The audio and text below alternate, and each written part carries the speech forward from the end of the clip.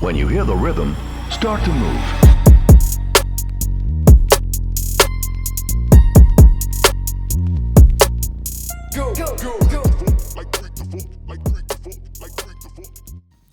Hi everyone, my name is Varia and this is Shameless Careers. In this podcast, I'm interviewing people who have made career changes, who absolutely love what they do, and also people who coach other people. And all of that with the sole purpose to figure out what makes us tick, how to find the career that really gives us meaning, and also how to practically make the shift towards this career, what to do and what not to do. Today, I'm interviewing David Tran.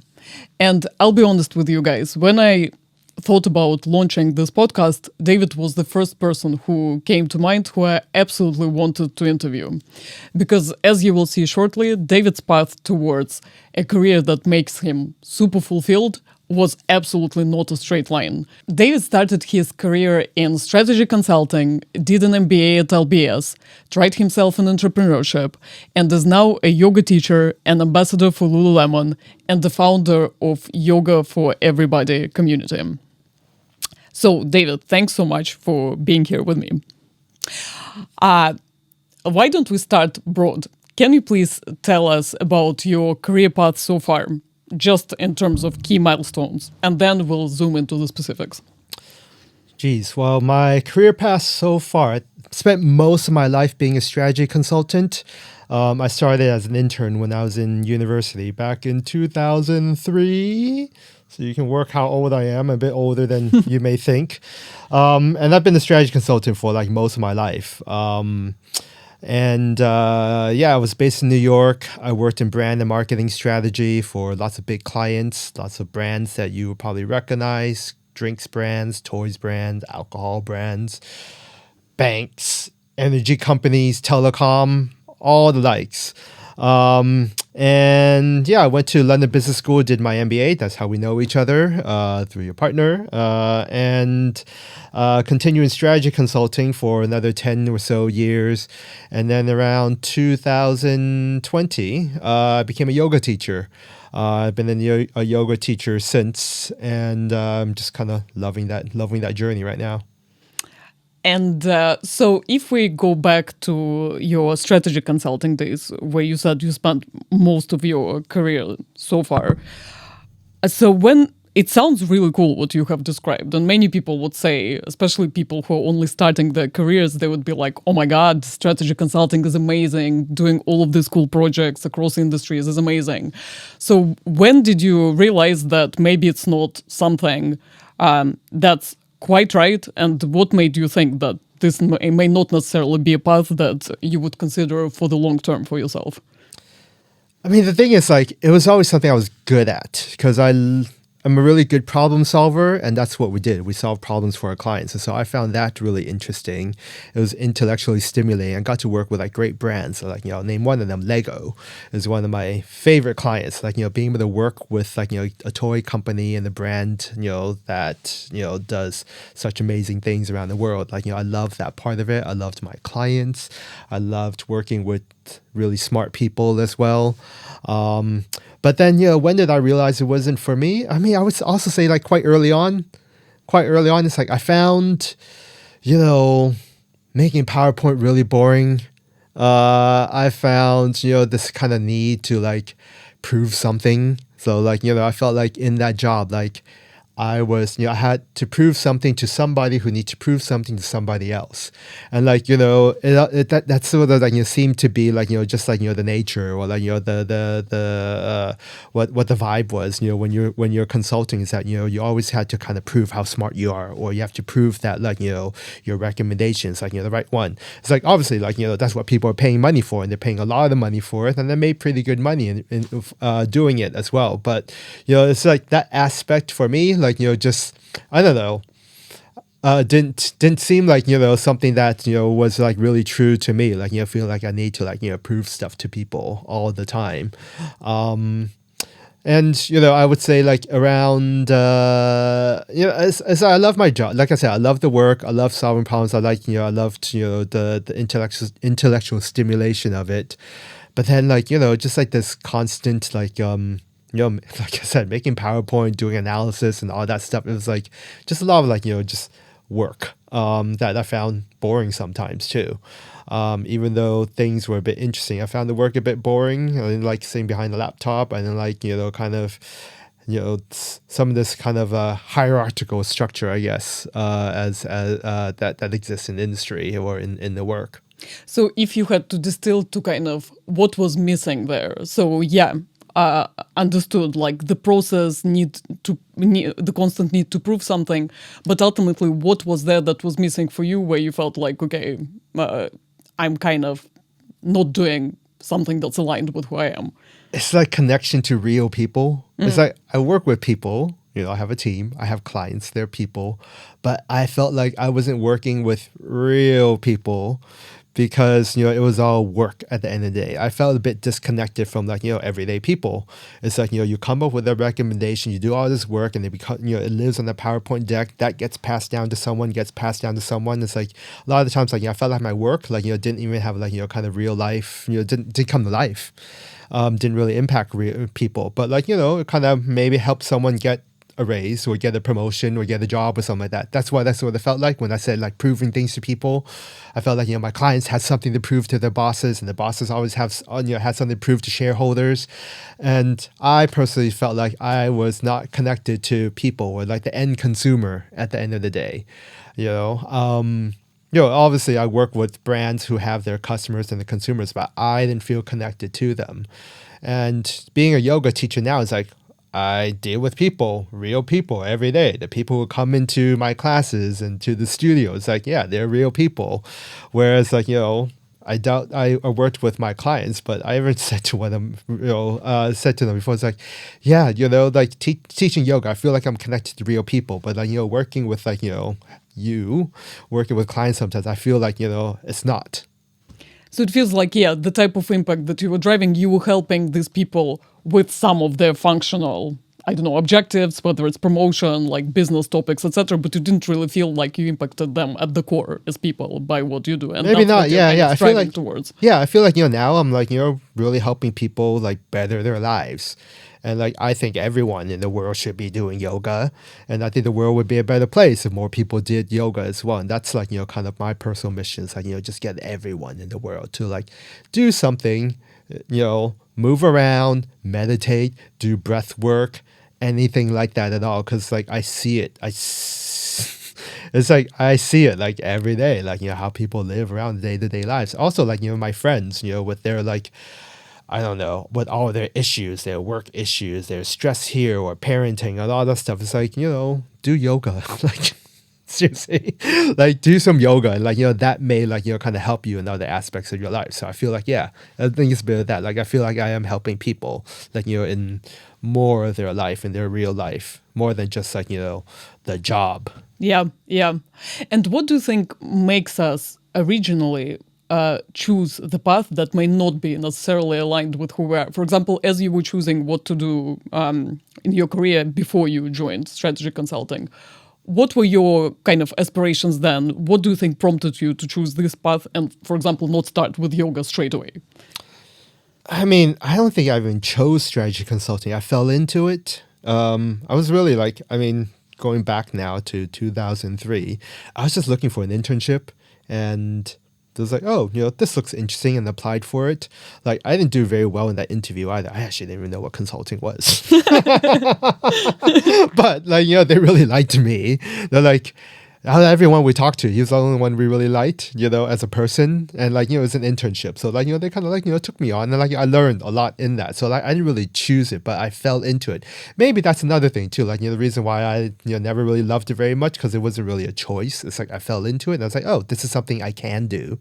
Something I'll be good, something I'm good at as well. Like, I was good at it. It's something I can do. I was always a people's person as well. So I was always good at like, looking after clients, looking after my team, or making the bosses happy.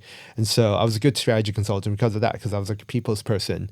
But then like, yeah, I never really knew what I wanted to do. So my parents were immigrants, they were refugees, right? So like, it's not like they had like, I guess much like, kind of coaching or helping me and my sister in our careers, like, like, oh, you should be a doctor, a lawyer, an engineer, because like, that's what they knew. They still even know what a strategy consultant is. Like, I don't know what he does, something. They know what a yoga teacher is, but that totally confuses them. I never really had any sort of career advice or direction or anything at all, even like in university. It's like, yeah, there are classes, there are like, these opportunities. I like applied for like a pharmaceutical sales rep job, a retail job at Abercrombie and Fitch. It's like, these were the recruiters that so they came. But like, I just fell into it. And so I didn't choose it, I guess. It's like, is my answer. Like, I didn't choose to be a strategy consultant. I sort of fell into it. But like, I guess, just I think it's more like, the pressure of like, needing to achieve and succeed at an early age. I think, in the States, it's like, we don't have gap years, right? So it's like, you get really good grades in school and then you go to university and then, you just sort of hurl yourself into something that has status. When I graduated high school, 99. Yeah, so like, late 90s, early 2000s, it's like, that's, having a good job on paper mattered. And I felt like, I fell into that. I got it. I got a good job on paper. And that stuff mattered. It's like, being a yoga teacher is not something I even like wanted to do. It's not like, oh, I really want to be a yoga teacher. I did practice yoga then, but then, yeah, I didn't really know. I fell into these jobs. I fell into strategy consulting. But yeah. But what advice would you give based on that to your younger self? Because to be honest, I don't think much has changed. When people graduate, everyone is obsessed about getting a cool, prestigious job. So it's super competitive. You always feel like if you take a detour or like take a profession that's not considered to be good on paper, exactly as you said, that you will be missing out and all of your peers will be ahead. So like, what advice would you give to your younger self, the graduating self? I don't know. It's like the money was good. I mean, it's not bad to have money, right? Yeah. It's like, no, I have friends who like worked in banks and other friends who work in consulting, worked in advertising. It's like, we're in our 20s. So like, yeah, like, you want to like make a certain amount of money so you can like, enjoy life with your friends. It's like, being in your 20s and living in New York. It's like, actually, that was like the perfect job for me doing that. I learned a lot. I got to travel a lot. It's like at that time, I didn't travel very much either. It's like, wow, being able to like travel and fly around the world. It's like all that shit really mattered back then. I don't know if it matters to the current generation. I think, they probably see things a bit differently, but like, I wouldn't change anything either. It's like, I learned a lot from that, and I think, where I am now, like, kind of takes being in your 40s or, being a bit older and wiser and being a bit more confident in yourself. Maybe that's the thing. I probably like didn't trust myself enough back then, but who does in your 20s? Like, feel like, oh yeah, I'm just going to throw myself into like, some random career or like explore myself and do things I'm passionate about. It's like, I don't even know what my passion was back then. Like you don't know yourself when you're in your 20s. Yeah, but it's like a different time, a different generation, and like at the same time, like I don't, I appreciate like the kids today, like know themselves a lot more than we did. But at the end, do they? It's like I feel like they're on social media a lot, and is that really like their true self? I don't know. Yeah, so it's almost like there is no recipe, right? It will inevitably be a journey, and maybe the idea is to be always self-reflective, understanding. Like, how do you feel in what you do right now? Do you feel like you need to change? But ultimately, inevitably, it will be a path of discovery rather than something that you can kind of decide up front. Like, okay, now I'm pursuing my passion because no one knows, to your point, what the passion is, or very few. Yeah, I guess like, the thing is like, it wasn't like I had like a dream job that I was going for, but from a very young age, I was very good at like just envisioning a life for me. Like, oh, you're going to move to New York and that's going to make you really, really happy. So I did that. I applied to NYU. I got in. I moved to New York and it's like, okay, I was there. It's like, did that make me happy? Like, was that like the end destination? No, like didn't really feel satisfied. And then I moved to London. I mean, that's why I ended up moving to London in 2008, because it's like, oh yeah, I'm gonna like move to London, and like, that's gonna make me happy. Like, I was always good at like, just envisioning something for myself and making it happen, painting a life for myself. And then, was it 2010? I was like, oh, I'm gonna get my MBA. Yeah, that's what's gonna do it. So like, I applied, got to London Business School, and it's like, yeah, that's what's gonna make me happy. Like, did it? No, not really. And so like, it was a bit of like, I've always been like, good at like, dreaming of something and making it happen. It's like, it's quite, it's like my parents barely speak English. They're like refugees, right? So like, I never really had, and so like, it's not like they guided me through any of this either, but like, I grew up like, quite lonely, like, kind of like an awkward, lonely kid, and like, kind of like dreaming of like having a life of like, what I see on TV, watching like 90210 and what was it, Saved by the Bell or fucking Felicity. That's what, that's why I'm going to move to New York. It's like, she did. And it's like, so going on these ventures. So yeah, I watch a lot of TV. Actually, that's what it is. Like, I watch a lot of TV. And then that influenced a lot of like my choices of like, where I'm going to go. But then like, it wasn't me? Who knows? But then I think like, what I learned is that I'm really good at just making things happen. Even like getting the MBA, it's like, I'm not a good test taker, and I am very different from a lot of my classmates at LBS as well. But like, I like got in. I made that happen. It's like my GMAT score. I was a 640. I got a 640. I took it twice. I got the same score. If you don't know what 640 is, not very high. It's like one of my friends like, oh my God, I can't believe I'm friends with a 640. Oh. Well, I am. But I still got myself in there with that. And so, yeah, I've been always kind of good at like, kind of dreaming of something and then making it happen. And you had mentioned like, being an entrepreneur. Like when I decided to be a yoga teacher, I thought, when I left my strategy consulting job, I thought, I'm going to like start a online yoga business. And, I bootstrapped it from, during COVID. And I thought, yeah, that's what's going to make me happy. I'm going to have like a successful entrepreneur story. And, I drew, and, that's what I spent my time and energy on. And I created something. But then along the way, I was like, actually, is that really what I want? Or is it like, I'm trying to like prove something again? I think about 2 years ago, I think turning around 40, I realized like, actually, I don't have anything to prove to anyone. And I think that sort of helped me shift a little bit from like dreaming of something and feel like I'm going to go and make it happen, but realizing that like that's actually what my skill is, making things happen, creating things, but then like shifting the focus away from like, oh, I need to like have some sort of story to tell or like need to prove something to someone. I realized that that's a bit my talent and my gift, but being a bit older and a bit wiser now, I guess, understanding that, being a bit more effective in like, in that talent and gift, and not realizing like, oh, you know what, it's like becoming that's going to make me happy. That's, and striving for stuff, but then actually being more, I guess, in the now versus like finding happiness or finding success or defining success somewhere else. But then actually like realizing that actually you're pretty happy and you're pretty successful now and taking things like day by day.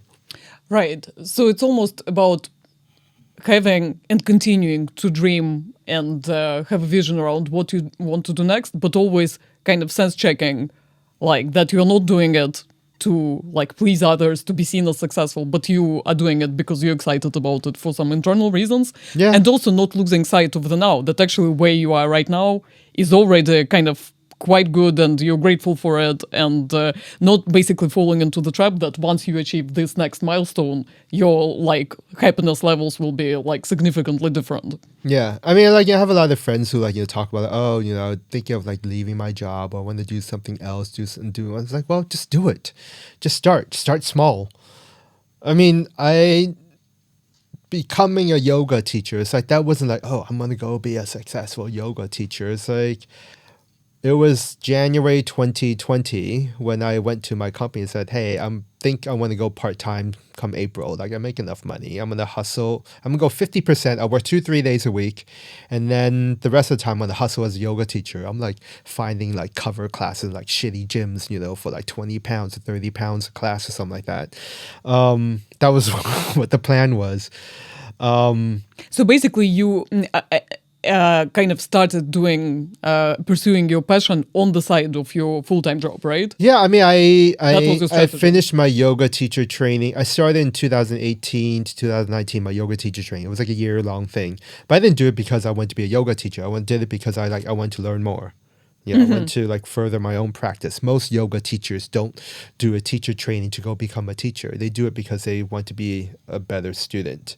And then in that, they're like, "Oh, I want to teach." At least for me, it's like I love the practice, and I see a lot of my friends and family who should be practicing but don't, and that's why I did my teaching. It's like, oh, I can learn a little bit more, and that's who I want to teach people around me, and that's how I started. I was teaching friends and family. I was teaching Timo, and I had keys to my office, right? So I opened up the doors on every Sunday. I would put out mats and then have friends come and practice, and I taught them for free for like several months. And yeah, it wasn't like, oh, I'm gonna be a yoga teacher. I'm just gonna do things. It was a hobby. It was for fun. I did it for fun. Right. So that's what I was about to ask. So you never had an intention back then to have plan B and like venture into yoga teaching from your full-time job. It No. was it came about based on your intrinsic desire to do something that you're interested in on the side. Yeah. I was making like 6 figures. I figured like, well, I can live off of half of this income I was making already. So why don't I spend the other half of my time exploring? It was more an exploration. I guess that's what you're trying to get. It's like, yeah, it was more like an exploration, like, oh, let's see what happens. See what happens, by like, just teaching. And so I was teaching people, friends, and then I was, picking up. I mean, it's so hard. Like, when you're just starting up being a yoga teacher, picking up like classes and covers and everything. Like, there weren't a whole lot. But then I had like, Kashi said, come April 2020, I'm going to go part-time, and I'm going to like, go into studios and try to get jobs as a yoga teacher. How did you know that this is something? At which point did you know that you are moving towards this full time? So you were exploring this passion. You wanted to see what happens, and then so what happened for you to kind of consider going into this completely and leaving strategy consulting behind? It was a decision. Like the universe, I mean, I was going to go part-time in April 2020, and then the universe sent me the gift of COVID. The gift that affected all of us. I know a lot of people died, and it was really, really awful. But then, like, for me, it was an opportunity. It was like, hey, like, here's your chance to, like, use this time that you have. So I was furloughed, and at the time we thought it was like 3 weeks, 3 months. And I was like, yeah, like get furloughed and then teach yoga. Actually, no, it wasn't get furloughed and teach yoga. It was actually I got furloughed and I just started teaching because like everyone started teaching on Zoom, and I was like, that's where I decided, oh, there's a business I can start here. It wasn't like to be a yoga teacher. I thought there's a business I can start here. Remember when I told you when I was like, oh, I left my job, I'm going to be an entrepreneur. I had like.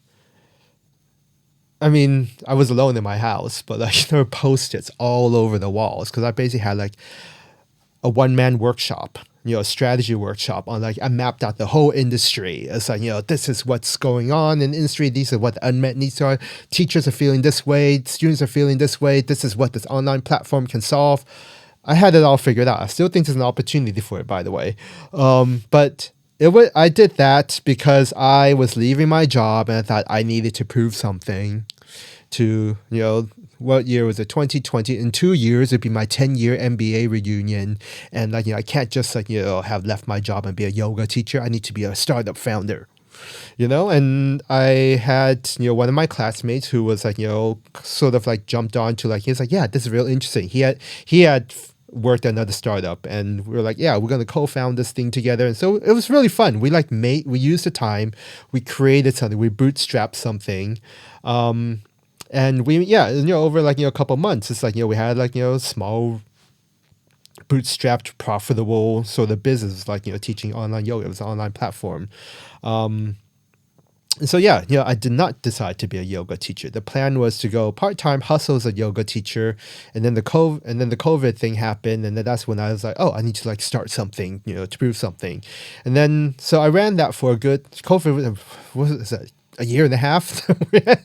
So after that year and a half, I started teaching in studios and stuff already. I was running that business, but then I realized that business was like taking up a lot of my time and my energy. And I was like, I was spending a lot of time doing admin, doing payroll for people, marketing, writing out newsletters, doing customer acquisition, all the shit I really did not want to do. I just wanted to teach. And that's when I shut it down. When I realized, I was talking to a friend, he's like, go back to your why. What was why did you do this? And I always had these feelings like, oh yeah, I want to do this because, teachers have, I want to create more work for teachers.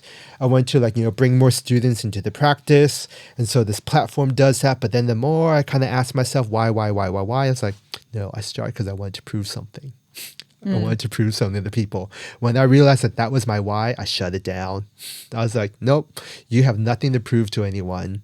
Because you're spending your time now, doing things that you don't like to prove something to someone. So I I shut it down. Like, I was happy I made something. I didn't lose money, but I saw that I was going to spend more time doing shit I don't want to do. And then at some point it is going to start losing me money because it was not growing the way it needed to grow. It needed investment. It was like a bootstrap thing that it was like a prototype that I created, but then I was spending too much time and energy on it. And so I shut it down. Was it like a year ago, 2 years ago? Yeah, about like 2 years ago. And, just like dove straight, focus on teaching was what I wanted to do, was teach. Right. It's so interesting, everything that you've mentioned about entrepreneurship, because so many people, especially in corporate jobs, want to have this vision that they one day are going to start something on their own. And I feel like based on what you say, there are two things that jumped out to me. The first one is, in practice, is it really what you want to do? Exactly, Because yeah. it sounds cool, it sounds amazing, but in practice, like all the payrolls, like everything that you've mentioned, actually, like, you may not like what it actually takes. And secondly, obviously the notorious issue of like how quickly you can start making money to sustain yourself, which obviously in entrepreneurship, like we all know that there is a small chance to really kind of earn a lot. I mean, I didn't get that far. I created a prototype. It was like, I was trying to like, test whether there was enough demand and whether I mean, it's still really early stages. Like I didn't even like go to like try to get investor money or anything, but then like part of me like didn't want to go look for investor money because I realized that if I get money, I owe them. I have something to prove to them now. It's like you take money from someone, like you have to perform, and there was something about that like, I don't know, it stopped me from it. It's like, you kind of fall down into this road, this trap of like, building something and then like, taking investor money. It's like, actually, I know some people who started something quite similar to me in the States. It was called Sweat From Home, and they had investor money. And at one point they shut it down too and gave the money back because they're like, actually, we don't see viability in this and we're spending our time doing things that we don't want to do. Oh, wow. So I think like people leaving their jobs, like, have like dreams of starting something on their own. And I think what's the key message here is like, is it think is this like how you really want to spend your time? Is this what you really want to do? Because if you own something, you have employees, you owe them work. You have to pay their salaries. When I had this platform, it's like I had teachers who were teaching for me. And it was my job to find them students. And that's what I was spending my time doing now. It's like, finding students for those teachers who I like, kind of brought into the platform.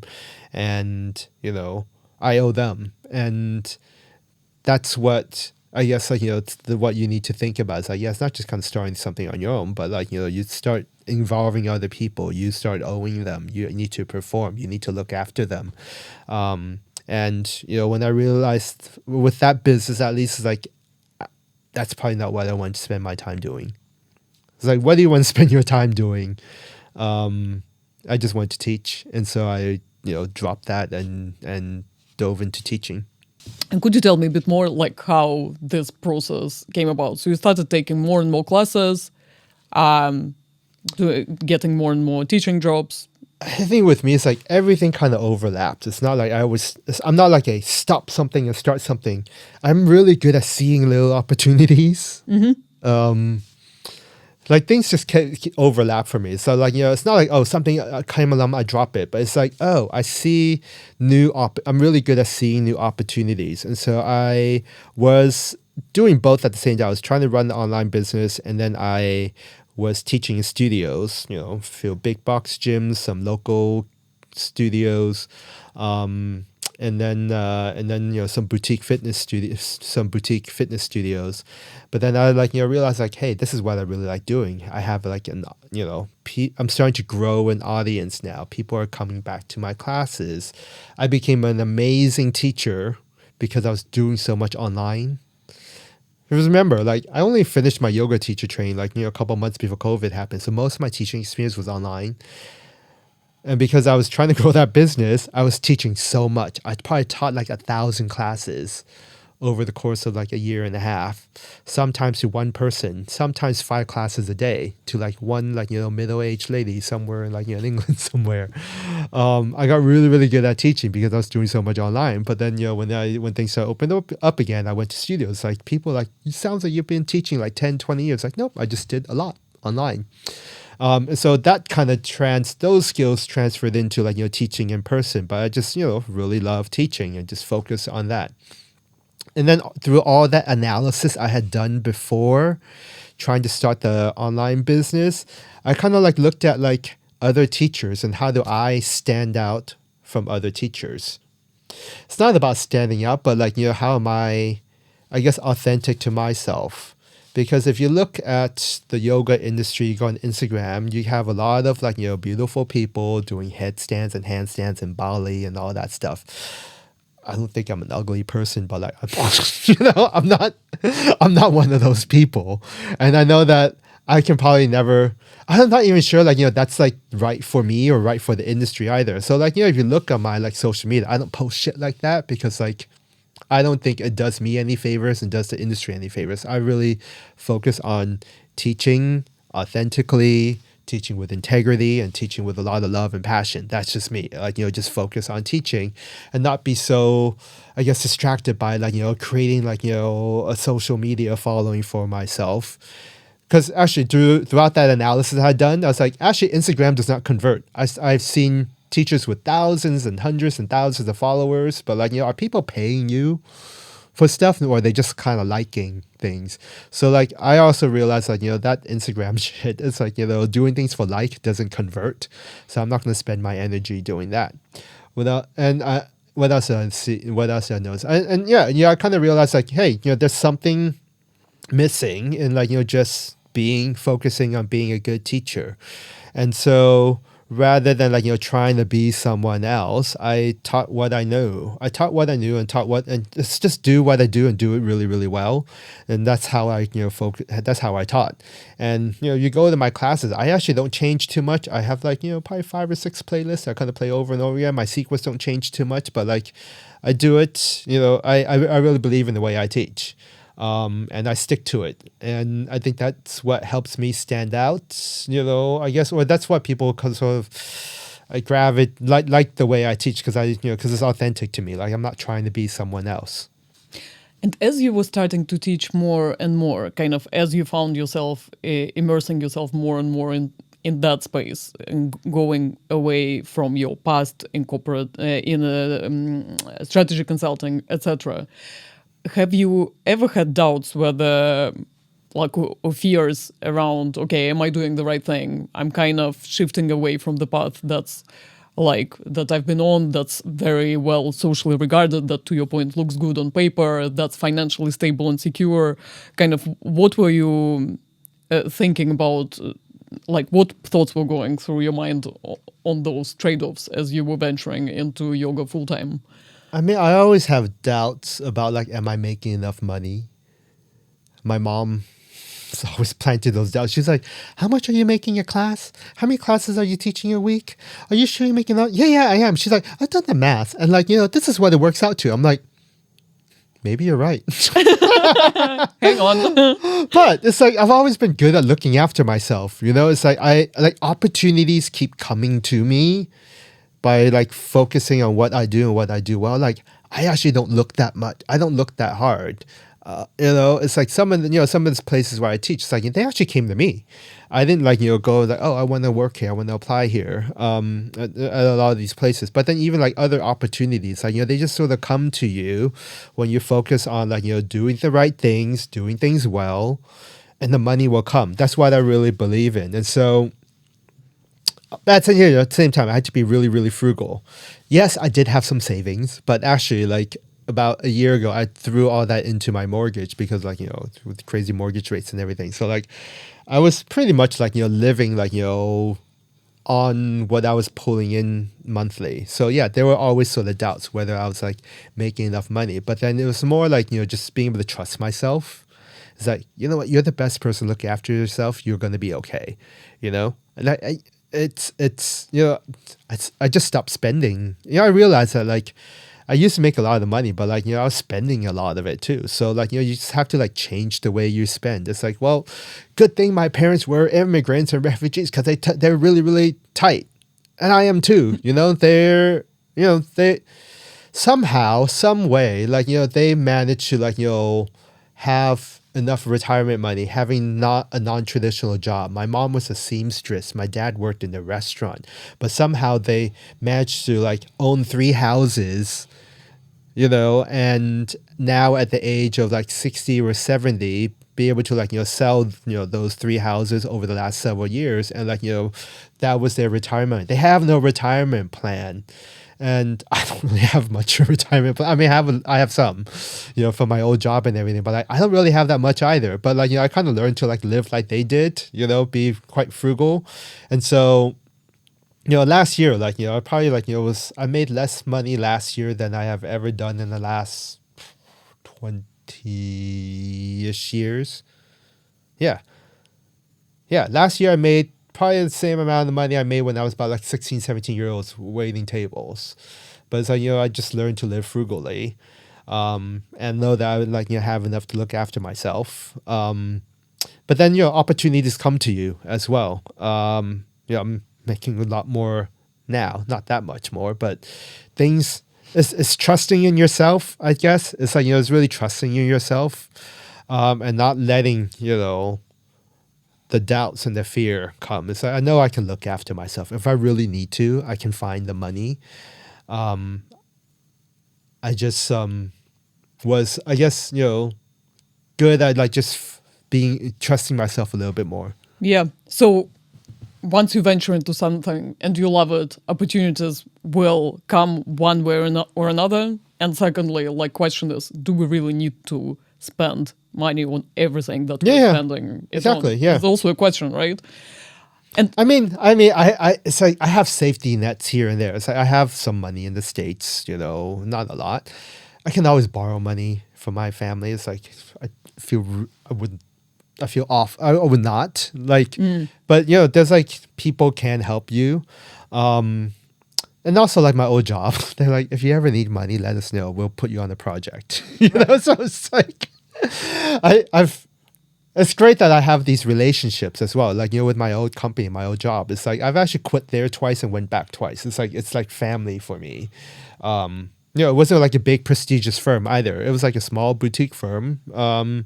But I guess my mom says like, I'm lucky or blessed that like, I'm always that like, things seem to always kind of go my way. It's like, yeah, I think that's part of that I am lucky and I'm blessed. But at the same time, it's like, no, I work for that. Like, I built those relationships. I been quite good all of my life and like, just treating people well and, just being a decent person that like, people will help you out, or people, I've always been very generous with people as well. So you're generous with people, people are generous back with you. So I know I'm like, I'll always kind of be okay. But yeah. And based on that, do you feel people obsess too much about income as the main goal in their careers, looking back? Yeah. Yeah. Absolutely. I mean, most of that money goes to taxes anyway. So much of that goes to taxes. So like, the more you make, the more you get taxed. So yeah, that number is not the real number. Then again, I'm like really, really bad with numbers as well. So like, I don't know. If I talk to a financial advisor, like, oh my God, how are you living? But I get by. It's like, I own my own home, even though the bank owns most of it, but like, I can cover my mortgage. You know what I realized? Like, I just need to be able to cover my mortgage, cover my bills, be able to eat. And that's, during that first year of like transitioning fully into being a yoga teacher, that's like, hey, that's all that really mattered. And then, things start coming to you as well, and other opportunities come to you. But yeah, it's spending a lot less. Like I said, do the right thing, do it really well, and the money will come. I really believe it. But at the same time, always, work with people, but not be so driven by the money. I believe in value, I used to work management, I used to be a management consultant, marketing. It's like doing things that are valuable for people, and people will pay you for it. Fair value exchange is what I believe in. And then even like, I see a lot of like, even within like, the yoga business, yoga world, it's like, too much focus on like, oh, this should cost this much, that should cost that much, that should cost that much. It's like, well, people should pay what's valuable, the value it is to them. And I guess we'll talk about yoga for everybody in a little bit, but that's like, I'm trying to start a charity, a new model for like yoga, where like people pay what they can or what they want based on how much they value a class. Because I believe like, especially yoga, it's like all this money stuff sort of create this distortion of like yoga being, this very elite thing for people, for posh people with money. And this, there's a perception of that. And perception is reality. And, when you think too much about money, I think it distorts like, it distorts reality sometimes. And then like, that money starts like, getting distracting as well. So that becomes the end in itself, while actually the main objective should be what value do you create and believe. Yeah. Creating value. Yeah. Just creating value for people. So we have spoken about kind of financial trade-off and financial risk and how you looked at it. How about like perception? Were you ever worried about how your peers, everyone who did an MBA with you or worked in a professional industry together with you, would perceive your move? Was it something that was on the back of your mind or not? Or were all people supportive? Like, how did it work out in practice? Depends on when. Initially, yeah, of course it mattered. I was like, I told you, like I started the online business because like, oh, like I need a story. And then like, even like, was it 2 years ago? Was it a year ago when we had our 10-year reunion, 2022? It was a year ago. Even a year ago, like, I had like this like, oh, I need to like prove something when I see my classmates again. And now I actually don't give a shit. But a year ago I did. But again, like, lots of stuff has happened that past year. It's not like I found success. I actually found like, success. I guess like, finding validation. For me, yeah, I've grown up like always seeking validation from other people, from my parents, from my peers, whatever, even up to like, last year at the age of 41, like, kept feeling the need to be validated. Even now, as a yoga teacher, the most validating thing is like, teaching a yoga class and having your students come back and thank you and really appreciate it. That's so validating. So yeah, I'm someone who's like, constantly seeking validation, but I've also seen the trap of that too, that you're looking for it from other people and not yourself. And it was just this past year when, I've started to find that for myself. And through meditation, through breath work, through yoga, all that stuff I teach, all that stuff I do, I started to dive more into that practice myself too. I done I went away on a breath work retreat and realizing that, wow, so much of my past traumas, my parents' traumas, all that shit, all that abandonment, all that kind of being in the closet, hiding yourself, all that shit, I dug it all up, faced it, and then realizing that I don't need to prove anything to anyone. I'm the best person to look after myself. I don't need to find validation from other people, even though it's really nice. I get it all the time. Having people around you to tell you how amazing you are is very validating, and it's really great to hear. So do I need it?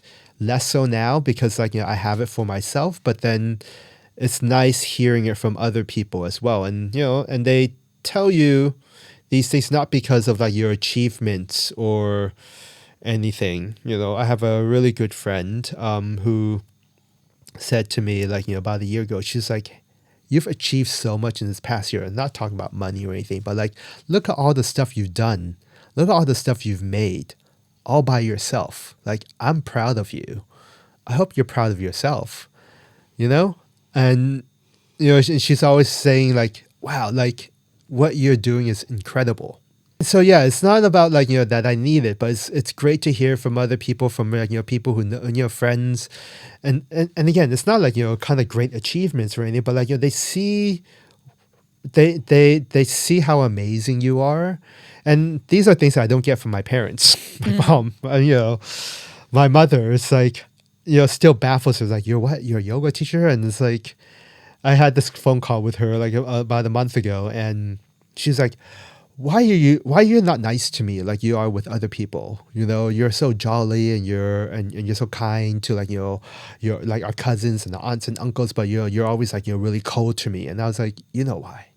And she's like, oh right, because I don't trust you, because I don't believe in you. And it's language difference, but it's more I don't have this confidence in you.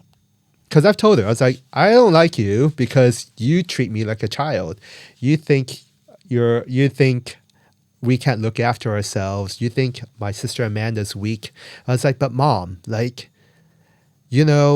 people around here tell me I'm inspiring. Do you know what that means? I had to Google Translate for what inspiring means. And I was like, it means this. She's like, what? It really translates. She's like, people are inspired by you. I was like, yeah. People find me inspiring. And you know what? Amanda, my sister, she's the old I am. She's 4'11". She's this tall. She has 4 kids, working mother. She leads a team of 30, 50 engineers who make airplanes that drop bombs out of the sky. And you don't think she can look after herself. But, I had to realize but, this is her trauma. This is my mom's trauma as well. It's hey, I can't change her, but it's mom, we're amazing people. You made that. You made that. You're incredible. And it's just hearing that, I think she needs to be told that. And I had to, and you have to tell yourself that too. Yeah. So, yeah, basically finding validation within yourself and being more, I guess, independent from validation of others, but also recognizing that actually we all need some support network from parents, from friends who would just support us on whatever we do on the journey that we pick, and believe in us, I guess. Meditate, you'll find it in yourself. You're finding that inner wisdom in yourself. But yeah, it took me 42 years to get there. Now I don't give a shit. Stop giving a shit. And then, don't give a shit what people think. Yeah, no, that's amazing. And who isn't looking for validation? That's, I think, one of the I love validation. Yeah, I love validation. Validation is great, but then validating yourself, that's the hard part. And the thing is, we all know it, right? You get told that. People tell you that love yourself first, but for a really long time, I did not have enough self-love as well, and I needed people to tell me that. That good friend I told you about, a year ago, she said, you need to look after yourself. What is your self-worth? Go, where is this coming from? where you're not putting yourself first over other people. Yeah. And looking back at your journey and your path, what advice would you give to others who may be kind of looking for their path in life and are still in this discovery mode and thinking what to do next, how to find their passion, how to find their purpose? Looking back at your path, what advice would you give to them? Have fun, start small, have fun. Obviously, like, don't quit your job and, like, go do. It's like I always, like, had safety nets around, like, creating safety net, being really creative about, like, what your safety net looks like. Is it like, going part-time, or is it like, understanding that you have some savings, it's whatever, creating a safety net, but then also having fun, explore. It's like, gosh, I wish, we had a culture of having gap years, in the States, where, like, you just go and explore and discover yourself. It's like, did that at the age of 40. But yeah, starting small, have safety net, have fun, be creative. Give yourself time as well. Don't put pressure on yourself. It's like, things will. Again, I'm a very creative person, so, like, I can see opportunities. It's like, but for me, it's like things emerge. Things start to show up for you. You don't have to have the answer right away. Have some idea, I guess. Lean into things. Actually, that's one thing. Lean into the things you like to do. Lean in, and just start. It doesn't have to be like the right thing. You're gonna change. You're gonna pivot. It's like, I pivot away from this business, but it's funny because, like, that online thing's now, like, manifesting into, like, this charity that I want to start now. Everything's connected with each other as well. Like, nothing's wasted time. It's all like a journey. Everything's connected. Everything, you're kind of building on. Everything builds together. You just don't know what it looks like yet. Yeah, no, that's amazing. Thank you so much, David. It's so inspiring to hear your story, and also, yeah, thanks for sharing what you felt along the way. I feel like some of these topics are not discussed enough. We hear a lot about success stories, how you quit, made it happen, but actually life is more nuanced than that. And it's always a journey. And exactly as you say, like, being able to trust yourself and lean into things that sound promising and aligned with who you are will bring you to places where you ultimately probably want to be, Yeah, it's like, having values, like, being really clear, like, what matters to you. For me, it's like, elevating people, looking after people, doing what's right. Equality. It's like, and sticking to these things, and then, like, stuff will emerge. But then I think when you do things that aren't like yourself, that's when you start to lose a bit yourself, and then you don't have the energy for either. It's not real, it's not authentic. And I found that too. It's like having those conversations with yourself a lot. It's like you're asking yourself why. What is your why you're doing things, and you find, like, the passion and everything's energy at the end of the day. Everything, you have to have the energy for things, and how you use your energy matters as well. And if, something's not real and authentic to you, it would just eat up more. It would just eat up more energy. Yeah, and vice versa. If something is authentic and true, it will give you more energy to explore more. It feeds you. Yeah, it feeds you. Like, people are surprised, like, wow, you have so much energy. It's like, yeah, it's because, like, yeah, I love making things. I love creating things, and yeah, so I get a lot of energy from making things. Thanks, David. It was amazing. Thank you. When you hear the rhythm, start to move.